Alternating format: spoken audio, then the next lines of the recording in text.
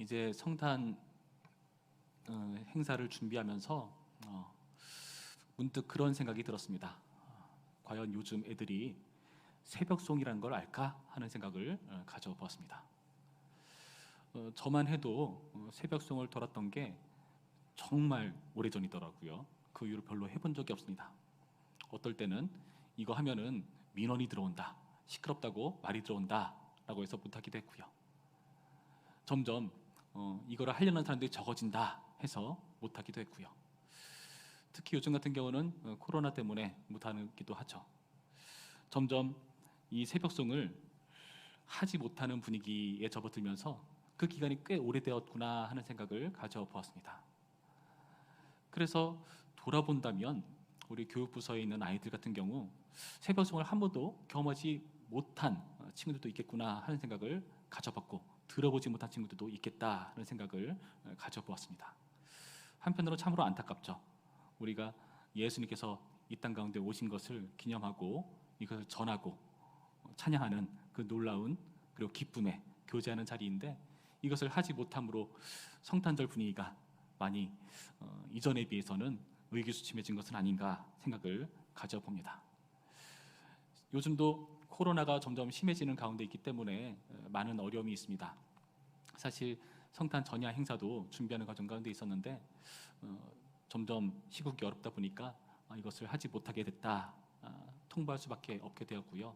그러면서 교육부서도 어떤 식으로 이 일을 조치할까, 미리 어떤 걸 할지까지 다 짜고 사람도 모집하고 준비하는 과정 가운데 있었는데 이것을 어찌할까 하다가 영상으로 제작하기로 했습니다. 그래서 아이들이 성탄 발표하는 그 영상을 이제 앞으로 기도하는 성탄제일교회 밴드에 부서별로 올릴 겁니다.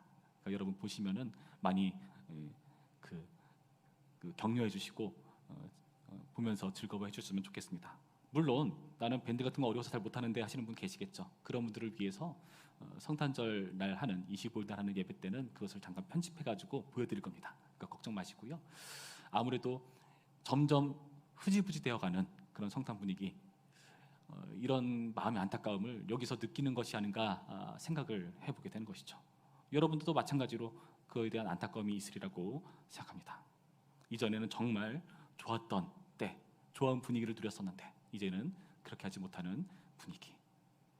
이것은 비단 성탄뿐만 아니라 여러 가지 부분에서도 동일하게 우리 가운데 느껴지는 생각이기도 하죠. 이전에는 괜찮았는데 요즘은 나의 삶이 왜 이런가? 이전에는 참 잘 나갈 때도 있었는데 점점 왜 내 몸은 아프고 힘들고 어려워지는가? 이전에 자녀들과 잘 지냈을 때도 있었는데 어느 순간부터 자녀들이 나를 멀리하기 시작하고 나를 마치 외톨이처럼 내버려 두는가 등등. 우리는 이전보다 못했던 때를 생각하면서 절망하고 힘들어하곤 합니다. 우리가 오늘 읽은 본문에서도 정말 좋은 때를 누렸지만 이제는 그와 정반대 최악의 상황 가운데 놓여있는 한 인물을 우리 가운데 보여주고 있습니다. 바로 느부갓네살 왕이죠. 느부갓네살은 정말 대단한 사람이었는데 정말 최악의 상황 가운데 놓여 있습니다. 33절 말씀 보면 이렇게 되어 있죠. 바로 그때 이 일이 나 느부갓네살에게 응함으로 내가 사람에게 쫓겨나서 소처럼 불을 먹으며 몸이 하늘 이슬에 젖고 머리털이 독수리 털과 같이 자랐고 손톱은 새 발톱과 같이 되었더라. 느부갓네살이 사람에게 쫓겨났다 말하고 있습니다. 사람에게 쫓겨났다. 사람에게 쫓겨나서 결국 어디에 있게 되는가? 지금 동물들이 있는 자리에 거하고 있는 모습. 사람의 나라에서 동물의 나라로 자리가 옮겨졌습니다. 왜 이런 곳에 살고 있을까요? 사람에게 쫓겨났기 때문이라고 말하고 있죠. 나를 받아주지 않고 오히려 나를 쫓아냈기 때문에 있을 곳이 없으니까 이런 동물들의 자리에 거하고 있는 것이 아닙니까? 이 동물들의 자리에 거했다는 것은 무슨 뜻일까요? 동물들이 무슨 의미를 우리에게 전하고 있는 것일까요? 이젠 사람의 자리가 아니라 사람 이하의 취급을 받는 그런 자리에 봉착하게 되었다. 그런 위기 가운데 놓이게 되었다. 보여주고 있는 것입니다. 인간 이하의 자리, 사람 이하의 자리로 추방당한 그런 안타까운 모습을 보여주고 있는데요. 더욱더 우리에게 충격을 주는 건 이 느부갓네살이 이럴 만한 사람이 아니라는 거죠. 원래 느부갓네살은 어떤 왕이었습니까? 사람의 나라를 호령하던 통치자 아니었습니까? 그 사람의 나라를 좌지우지하던 왕이었습니다. 그는 이전에 어떻게 자신만만하게 선포했었는가? 29절 말씀부터 보실까요? 이렇게 나와 있습니다. 12달이 지난 후에 내가 바벨론 왕궁 지붕에서 거닐세 나 왕이 말하여 이르되 이 큰 바벨론은 내가 능력과 권세로 건설하여 나의 도성으로 삼고 이것으로 내 위엄의 영광을 나타낸 것이 아니냐 하였더니, 이 느부갓네살은 바벨론 왕궁 지붕에 거닐면서 말하고 있습니다. 무슨 말하고 있습니까? 이 큰 바벨론에 대해서 말하고 있죠. 그러니까 그 바벨론 왕궁 지붕에서 아마도 바벨론 지역을 바라보면서 자기가 일으켜 놓은 놀라운 왕국을 바라보며 감탄하고 있겠죠. 자랑하고 있는 것입니다. 그러면서 자신이 어떤 놀라운 일을 했는가를 스스로 자랑하고 있죠. 여기 표현해 보시면 내가 능력과 권세로 건설하여 나의 도성으로 삼고 이것으로 내 위엄의 영광을 나타낸 것이 아니냐. 결국에 이 큰 바벨론을 통해서 자신을 드러내고 있는 것입니다. 여러분, 고대부터 지금까지 역사를 쭉 보면 왜 사람들이 그렇게 높은 건물을 지으려고 안달하고 있는 것일까요? 건물은 계속해서 남는 것이죠. 그래서 와, 어떻게 이렇게 높은 건물을 짓는가? 이걸 지은 사람은 도대체 누군가? 아, 그걸 지은 사람은 바로 누구누구야 라고 하면서 자기 이름이 후대에 전해지기를 위하는 것이죠. 그래서 그 높이로 자신의 권력을 드러내는 것입니다. 그래서 전쟁을 하면은 그 높은 건물을 무너뜨리고 치고 부서뜨리는 그런 일을 벌이는 것이 아니겠습니까? 지금 느부갓네살은 자신이 이룩해 놓은, 자신이 만든 것을 자랑하고 있습니다. 지금 느부갓네살은 어디에 있다고 되어 있죠? 바벨론 왕궁 지붕에 거니고 있다. 거기서 높은 곳에서 자기 아래, 자기 발밑의 세상을 바라보면서 이렇게 자화자찬하고 있다는 것입니다. 느부갓네살은 상석에 앉은 사람입니다. 상석. 여러분, 상석은 어떤 자리죠? 여러분, 식사로 가시거나 아니면 어느 자리에 앉으려 할 때 어느 자리에 앉으려고 하십니까? 상석은 어떤 자리일까요? 상석은요, 자기의 뒤를 아무도 볼 수 없는 자리입니다. 아무도 내가 모르는 상태에서 자기를 훔쳐볼 수 없는 자리가 바로 상석입니다. 반면에 나는 다른 사람을 다 훔쳐볼 수 있죠. 다른 사람은 나를 보지 못한 나는 다른 사람을 볼 수 있는 그런 자리, 자신의 권력을 드러내는 자리가 바로 상석이라는 것입니다. 느부갓네살이 바로 그런 자리에 있는 사람이었습니다. 아무도 자신을 훔쳐볼 수 없는 존재, 오직 자기만이 아래를 내려다볼 수 있는 존재, 그렇게 자신의 권력을 자랑하고 드러내던 존재였습니다. 여러분, 언젠가부터 복음을 전하는 것이 쉽지 않은 일이 되어버렸습니다. 곰곰이 생각해보면 예전에 왜 사람들이 복음을 많이 받아들였는가? 예수님의 복된 메시지를 듣고 반응하면 나은 것도 물론 있지만, 곰곰이 생각해보면 우리가 가난하고 못 살던 시절에 우리가 교회를 더 찾은 것은 아닌가 하는 생각을 가져볼 때도 있습니다. 아, 교회 나가면은 계란을 준대, 교회 나가면은 초코파이를 준대 등등 여러 가지 여건을 살면서 교회를 나가면은 뭔가 나에게 주는 그런 자리. 예수님 믿으면 부자가 된대. 이전에 우리가 가난하고 힘들고 못 살았지만 그분을 믿으면 우리가 잘 먹고 잘 사는 부강한 나라가 된대. 봐봐, 기독교 국가는 저렇게 잘 사잖아. 우리가 예수님 안 믿어서 이런 거야. 이런 이야기를 하면서 예수님을 믿고 교회 나오기 시작했죠. 그런데 과연 그게 예수님을 진짜로 믿은 것인가? 우리가 먹고 살만해지니까, 배가 부르기 시작하니까 이제 그런 예수님이 필요 없다고 여기는 때는 아닌가? 송탄년 나가서 열심히 커피로 전도를 해도 그런 커피 마시려는 사람이 쉽지 않게 볼 수가 없는 그런 상황 가운데 있습니다. 왜냐? 자기들은 더 고급스러운 커피를 마시니까요. 예전에 예수 믿고 구원 받으라 이렇게 전했더니 어떤 사람이 이렇게 말했답니다. 구원 차라리 나게 10원을 달라. 이게 무슨 말도 안 되는 아재개그입니까?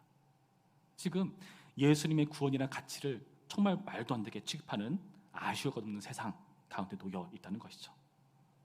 느부갓네살, 하나님의 능력, 하나님의 영광, 그런 건 눈에 들어올까요?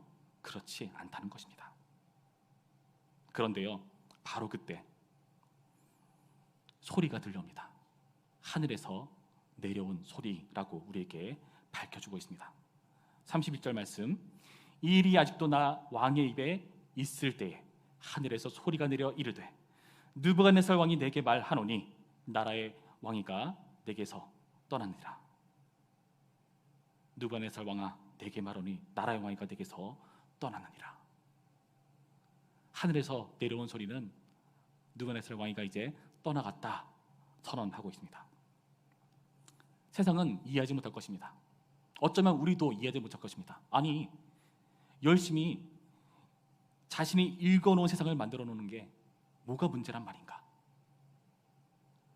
내가 정말 열심히 저축해서 돈을 모아서 이제 이것으로 좀 잘 먹고 잘 살아보려고, 좀 여행도 다녀보고, 이제 집도 좀 사보고, 새로운 사업도 좀 일으켜보고, 도대체 이렇게 뭐가 잘못이란 말인가?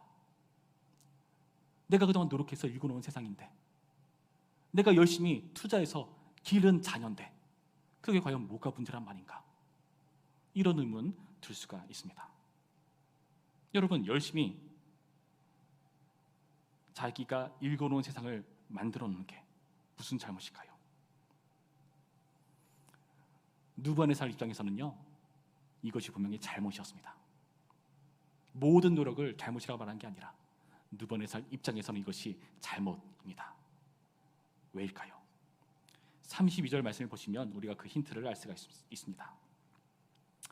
32절, 내가 사람에게서 쫓겨나서 들짐승과 함께 살면서 소처럼 풀을 먹을 것이요 이와 같이 7대를 지내서 지극히 높으신 이가 사람의 나라를 다스리시며 자기의 뜻대로 그것을 누구에게든지 주시는 줄을 알기까지 이르리라 하더라. 지극히 높으신 이가 사람의 나라를 다스리시며 자기 뜻대로 그것을 누구에게든지 주신 줄을 알기까지. 너는 그 왕위를 내려놔야 된다. 거기서 떠나야 된다. 느부갓네살은 모르고 있는 것입니다. 자신이 가지고 있는 그 권세와 권력이 누구에게서 비롯된 것인지, 왕이라는 직무가 단순히 자기를 위한 일을 감당하는 것이 아니라 하나님의 다스리심을 대신 드러내는 자리라는 것을 전혀 모르고 있다는 것이죠.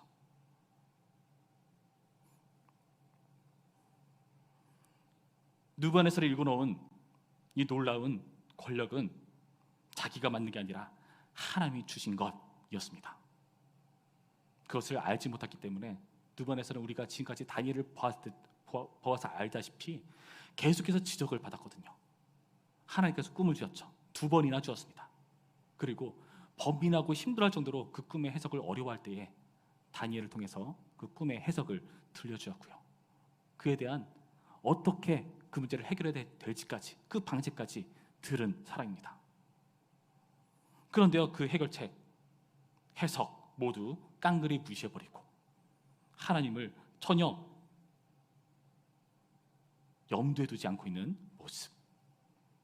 잠깐 염두에 둔 적이 있었죠. 다니엘 말을 듣고, 아, 정말 하나님 그런 분이시구나. 정말 그 하나님 내가 주의하고 잘 섬겨야겠다. 그렇게 놀랍게 고백한 적 있었습니다. 2번 있었습니다. 그런데요, 잊어버렸습니다. 그것도 금방 잊어버렸습니다. 다니엘이 해결책까지 알려주었거든요. 왕이시여, 공의를 행하셔야 됩니다. 긍휼을 베푸셔야 됩니다. 그러면 혹시 왕이 회복될지도 모릅니다. 그런데요, 그 말을 듣고 29절의 표현에 의하면 12달이 지난 후에 채 1년도 못 돼가지고 지금 느부갓네살은 깡그리 잊어버린 것입니다. 너무나 빠르게 망각해버렸기 때문에 하나님께서는요, 너무나 빨리 그 왕위를 치워버리시는 거죠. 30절에 이렇게 나와 있지 않습니까? 이 말이 아직도 나 왕의 입에 있을 때 하늘에서 소리가 들린 것입니다. 빠르게 망각했더니 빠르게 상실한 왕이. 여러분, 하나님이 주셨던 것을 망각한 이 느부갓네살 왕은 이 하나님의 진노를 살 수밖에 없었습니다.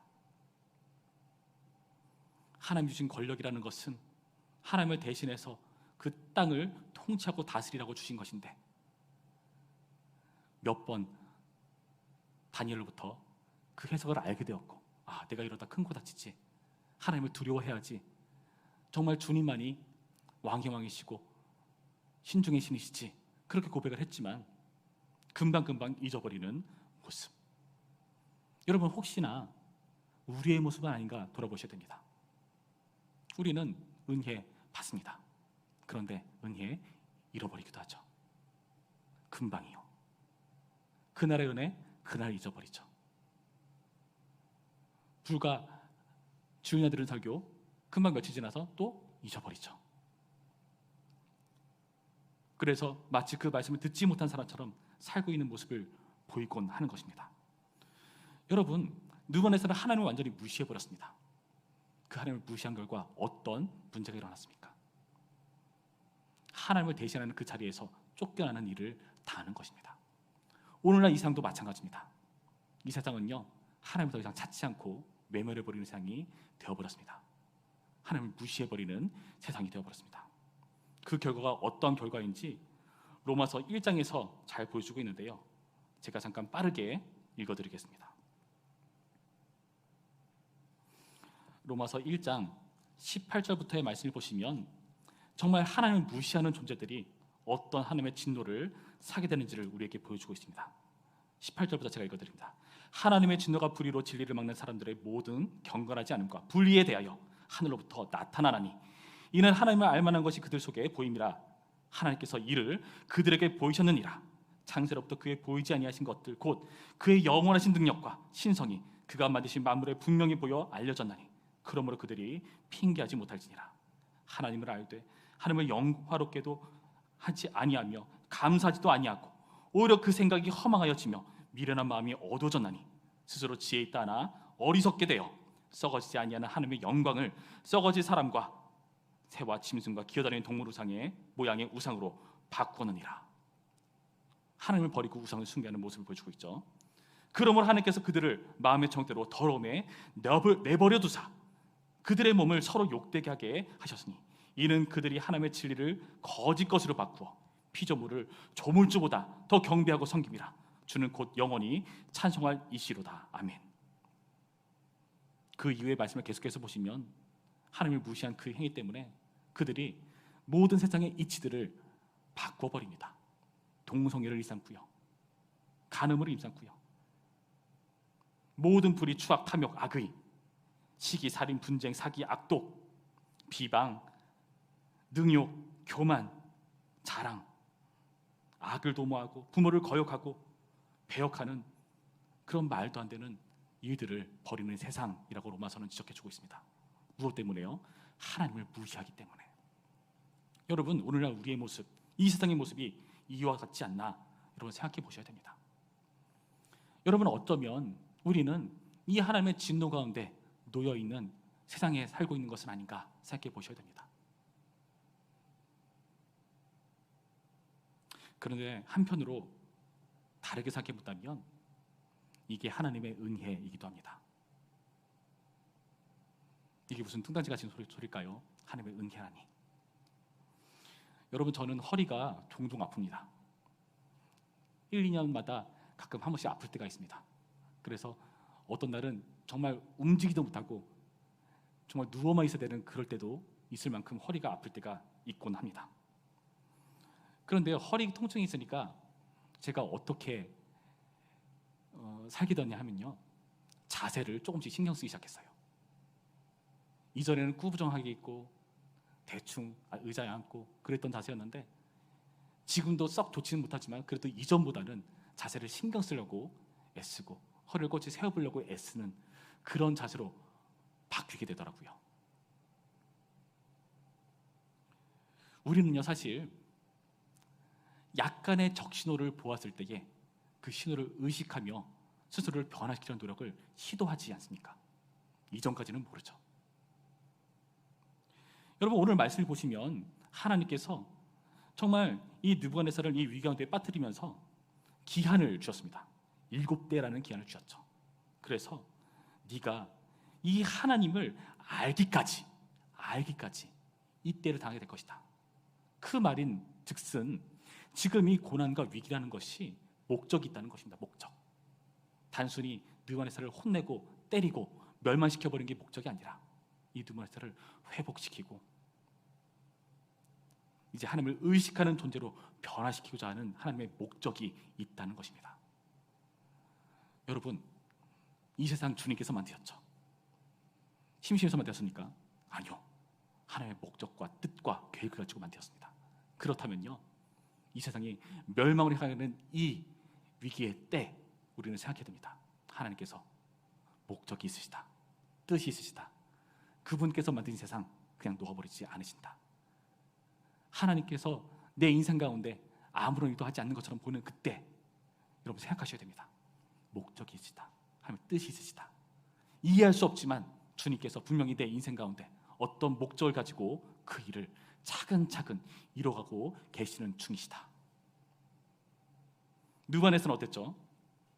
그동안 바빌론을 내려다보지 않았습니까? 그런데 하늘에서 상석이라 생각했던 그 자리에서 하늘로부터 소리가 내려옵니다. 아, 내가 있는 자리가 상석이 아니었구나. 그제서야 하늘에 있는 존재를 의식하기 시작하죠. 34절 말씀, 그 기한이 참에 나 누브갓네살이 하늘을 우러러보았더니, 하늘을 우러러보았더니, 하늘을 우러본다는 것은 무슨 뜻입니까? 하늘에서 소리가 내려왔다고 표현하고 있죠. 나보다 상석이 있다. 내가 우러러봐야 될 대상이 있다. 내가 감각해야 될 대상이 있다. 그분은 지극히 높으신 이이시다. 여러분, 누브갓네살은요 이제서야 고개를 들기 시작한 것입니다. 그렇게 이제는 소리가 내려왔던 곳, 지극히 높으신 이를 바라보기 시작할 때에 어떤 일이 벌어집니까? 34절 계속 이어서 보시면 내 총명이 다시 내게로 돌아오니라. 총명이 돌아왔다고 표현합니다. 총명. 이 총명이라는 것은요 지식으로도 번역됩니다. 이 지식은요 출처가 누구실까요? 다니엘서 2장 20절 말씀 보시면 이 출처가 어떤 분에게서 나타난 것인지를 우리에게 반드시 들려줍니다. 다니엘이 이렇게 우리에게 말해주고 있거든요. 2장 20절 보시면 이렇게 되어 있죠. 다니엘이 말하여 이르되 영원부터 영원까지 하나님의 이름을 찬송할 것은 지혜와 능력이 그에게 있음이로다. 그는 때와 계절을 바꾸시며 왕들을 폐하시고 왕들을 세우시며 지혜자에게 지혜를 주시고 총명한 자에게 지식을 주시는도다. 여러분, 이 지식은요, 이 총명이라는 것은요 하나님이 주시는 것입니다. 하나님께서 주시는 이 총명은 과연 무엇일까요? 누브갓네살이 이 총명을 얻고 나서 한 행동이 무엇인가를 보면은 이 총명이, 이 지식이 무엇을 아는 지식인지를 우리가 알 수 있습니다. 계속해서 34절 뭐라 되어 있죠? 이에 내가 지극히 높으신 이에게 감사하며 영생하시는 이를 찬양하고 경배하였더니 그 권세는 영원한 권세요 그 나라는 대대에 이르리로다. 땅의 모든 사람들을 없는 것 같이 여기시며 하늘의 군대에게든지 땅의 사람에게든지 그는 자기 뜻대로 행하시나니 그의 손을 금하든지 혹시 이르시기를 내가 무엇을 하느냐고 할 자가 아무도 없도다. 여러분, 이게 무슨 말이죠? 하나님의 통치를 찬양하는 모습으로 바뀌었다는 것이죠. 하나님을 진정한 통치자로 여기면서 그분을 지극히 높으신 이라고 고백하고 있습니다. 그분의 권력이 영원하다, 그분의 왕국은 대대에 있다 라고 말하면서 영생하시는 이신 하나님을 의식하기 시작했다는 것입니다. 그래서 이 누브갓네살은요 이 총명으로 하여금, 이 지식으로 하여금 하나님을 찬양하는 모습을 보여주고 있습니다. 그리고 이 총명이 왔기 때문에 또 어떤 일을 벌이고 있습니까? 46절은 이렇게 시작하죠. 36절, 그때 내 총명이 내게로 돌아왔고 라고 하면서 무엇이라고 말합니까? 37절 보시면 그러므로 지금 나 느부갓네살은 하늘의 왕을 찬양하며 칭송하며 경배하노니 그의 일이 다 진실하고 그의 행하심이 의로우심으로 교만하게 행하는 자를 그가 능히 낮추심이라. 하나님의 통치를 인정하는 모습을 보여줍니다. 그 통치는 무슨 통치죠? 교만하게 행하는 자를 능히 낮추시는 통치를 인정하고 있다는 것입니다. 그것을 의로운 행동이라고 지금 누브갓네살은 인정하고 있습니다. 그 말은 다르게 해석한 무슨 뜻이죠? 하나님이 나를 치신 것, 하나님 나를 꺾으신 것, 하나님 나를 이 지경에 두신 것, 그것은 하나님의 의로운 뜻이다. 하나님의 통치는 옳다. 내가 지금 이 고난당하는 것, 내가 이 핍박을 당하는 것, 이 힘든 과정에 있는 것, 하나님의 옳은 행동이다 라고 믿음으로 고백할 수 있는 단계에 이르게 되었다는 것입니다. 여러분, 이것은요 오답노트입니다. 오답노트. 수험생들이 시험 공부를 하면서 자꾸 틀리는 문제가 있어요. 비슷한 문제를 계속해서 틀려요. 그래서 그것을 안 틀리기 위해서 오답 노트를 만들어서 내가 틀린 것들만 모아놓고 그 문제를 다시 한번 풀어봅니다. 그 이유는 뭐죠? 실제 수능에서 그 문제가 또 나오면 틀리지 않기 위해서. 느부갓네살은요 왕이거든요. 자신이 좋은 잘한 행동만 기록으로 남겨놓아야 되거든요.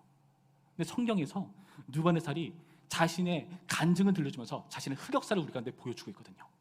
무슨 뜻이죠? 그 오답 노트를 우리에게 보여주는 목적은 무엇일까요? 똑같은 실수를 하지 말라는 것이죠. 느부갓네살이 보여주는 이 오답 노트를 통해서 우리는요 위기의 순간에 우리는 하나님을 의식하는 존재로 서야 된다는 것을 우리에게 밝혀주고 있다는 것입니다. 여러분, 누가 뭐래도 위기의 상황입니다. 한 번도 위기의 상황이 아닌 적은 없었던 것 같습니다. 뉴스를 보면요 언제 이 나라가 멸망해도, 이 세상이 멸망해도 이상하지 않아 보여요. 그런데요 그런 위기의 상황 가운데 우리는 생각이란 걸 하게 됩니다. 고민하기 시작합니다. 지금 우리가 코로나 때문에 비대면 상황 가운데 놓여 있죠. 그런데 그때 우리가 무엇을 고민하기 시작했죠? 예배를 마음껏 드릴 수 없는 상황이 되자 우리는 진짜 예배가 무엇인가를 고민하기 시작했습니다. 무엇이 보다 더 성경적인 예배일까? 비대면 예배 성경적일까? 고민하기 시작했어요. 이렇게 예배도 괜찮을까? 고민하기 시작했어요.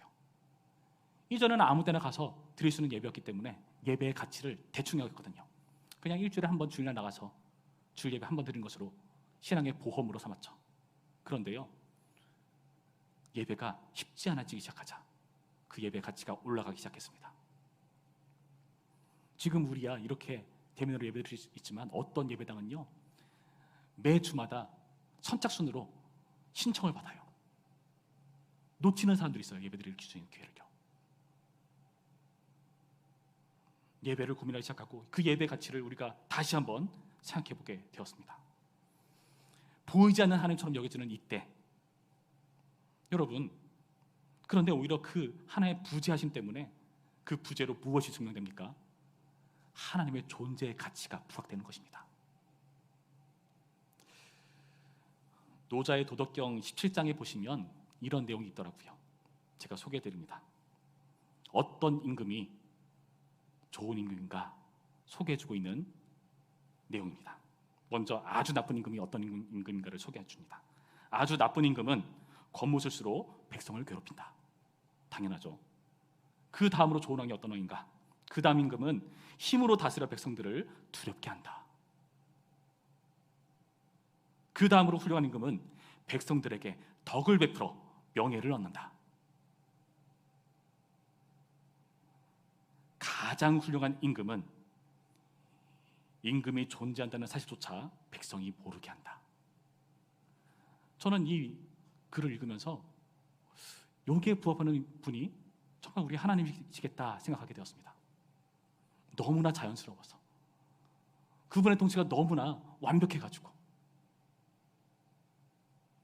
정말 가장 훌륭한 임금이 우리 주 하나님이시구나 하는 생각을 갖게 되었습니다. 존재조차 모르게 하시는 그 놀라운 훌륭하신 하나님의 모습을 저는 여기서 확인하게 되었습니다. 하나님을 확인할 수 없으십니까? 여러분, 거기가 오히려 하나님의 존재를 더욱더 의식하고 집중하게 되는 자리라는 것을 명심하시기 바랍니다. 느부갓네살은요 인간 이하의 자리에 처해서 결국에 인간 이상의 존재를 자각하기 시작했습니다. 한편으로 걱정이 되죠. 느부갓네살의 경우를 보면서 우리의 경우를 보거든요. 혹시 지금보다 더 상황이 나빠지면 어떡하나? 하나님께서 나를 더 힘들게 만드시면 어떡하나? 걱정되지 않으십니까? 그런데 이때 우리는 믿음이 필요합니다. 이러다가 정말 큰일 나면 어떡합니까? 이러다 정말 망해버리면 어떡합니까? 그런데요 성경에 이런 말씀 있잖아요. 주님께서 우리에게 감당치 못한 시험 허락하지 않으신다. 정말 이대로 죽어버리면 어떡하죠? 망해버리면 어떡하죠? 여러분, 각오하셔야 됩니다. 하나님께서는요 자기 아들 예수 그리스도를 죽이십니다. 무엇 때문에요? 하나님의 구원 역사를 위해서, 인류를 구원하시기 위해서. 그런데요 그 죽음이 끝이 아니라 부활 생명으로 예수님을 다시 살리시는 그 부활 생명 우리 가운데 제시 주시는 하나님의 능력을 우리 가운데 소개해 주셨습니다. 오히려 그 낮은 자리에 있을 때야 높은 존재를 의식하고 발견하는 기회가 된다는 것이죠. 여러분, 여러분의 인생을 돌아보시기 바랍니다. 혹시 지금 너무나 어렵습니까? 경제적으로 어떻게 회복할 기회가 없어 보이십니까? 나의 자녀 정말 답이 안 나오십니까? 나의 건강 정말 이대로 정말 죽음을 향해 점점 하락해 가는 것은 아닌가 걱정되십니까? 여러분, 그때 기회 삼으시기 바랍니다. 어떤 기회요? 나의 인생 가운데 일하시는 하나님이 계시다. 여러분, 이 하나님을 우리가 바라보게 되는 모두가 되기를 소원합니다. 오늘의 말씀을 통해서 바벨론을 내려다보며 자화자찬했던 느부갓네살이 이제는 하늘을 올려다보면서 가장 높으시니 정말 우리 가운데 놀라운 일을 행하시는 하나님을 의식하게 되었듯이 이 위기의 기회를, 이 세상의 어려움을 하나님이 일하시는 것을 확인하고 기대하고 소망하고 기도하는 기회로 삼는 우리 모두가 되기를 주님의 이름으로 축원합니다. 우리 주신 말씀을 생각하시면서 기도하시겠습니다. 하나님, 지금까지 우리는 올려다보기보다는 내려다보는 것을 추구해왔던 존재였다는 것을 고백합니다. 하나님, 우리에게 있는 모든 것이 주님께서 맡기신 청지기로서의 주어진 일들이라는 것을 우리가 망각했습니다. 그러나 주님, 이 위기의 때에 직면하고 나서 우리는 다시 한번 생각합니다. 고민합니다. 하나님께서 어떻게 일하시는가? 과연 주님께서는 우리를 내버려 두시고 방치하신 것인가? 하나님께서 우리 가운데 어떤 일을 행하시려고 이러한 일들을 계획하고 계시는가? 하나님의 목적을, 하나님의 뜻을 생각하기 시작했습니다. 주님, 오늘 말씀을 통해서 우리 또한 이 주님을 의식하는 존재로 설 수 있도록 인도하여 주시옵시고, 위기의 때 주님께서 은혜를 더하셔서 이 위기들을 잘 넘어갈 수 있도록 인도하여 주시옵시고, 이 위기의 목적인 하나님을 의식하는 그 하나님의 존재를 우리가 인정하는 놀라운 기회로 삼을 수 있도록 인도해달라고 우리 다 함께 기도합니다. 기도하겠습니다. 아버지, 주여 역사하여 주시옵소서. 함께하여 주시옵소서. 하나님, 주님의 은혜를 사모합니다. 주님의 능력을 사모합니다. 하나님, 이 세상 이 위기의 때 우리는 계속해서 주님의 신실하심과 우리를 포기하지 않으시는, 우리에게 목적을 두시고 그 목적을 이뤄 가시는 하나님을 올려다보기를 소원합니다. 주여, 우리가 이 낮은 자리에서 겸비하여 마치 위기의 때 성전을 바라보며 기도했었던 그 이스라엘 백성들과 같이 우리 또한 하나님을 우러다보며 주님을 올려다보며 주님의 그 놀라운 역사를 기대하고 소망하며 기도할 수 있도록 인도하여 주시옵소서. 하나님, 지금 이 위기 때문에 우리가 계속해서 죄로 얼룩져 왔었던 우리의 오다노트를 써갑니다. 그 오다노트를 통해서 우리가 삶을 돌이킬 수 있도록 인도하여 주시옵시고, 변화될 수 있도록 인도하여 주시옵시고, 같은 문제로 또 넘어지지 않도록 인도하여 주시옵시고, 정말 우리의 놀라운 정답과 해답이 되시는 예수 그리스도를 바라보며 승리할 수 있도록 인도하여 주시옵소서. 이 위기를 기회로 삼는 우리 모두가 될 수 있도록 인도하여 주시옵소서.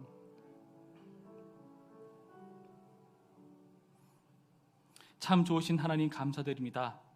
우리를 이제 내려다보는 것이 아니라 올려다보도록 역사하시는 하나님의 손길을 우리가 다시 한번 되짚어봅니다. 이전에는 망각했었던 하나님의 놀라운 능력을 이제 다시 한번 기억하고 인정하기를 시작합니다. 주여, 우리의 입술 가운데에 하나님의 통치를 의식하며 찬양의 그 놀라운 소리가 들려질 수 있도록 인도하여 주시옵시고, 하나님의 통치를 인정하며 우리 인생 가운데 일하시는 하나님의 목적을 기대하는 자로 설 수 있도록 인도하여 주시옵소서. 예수님의 이름으로 기도드렸습니다. 아멘.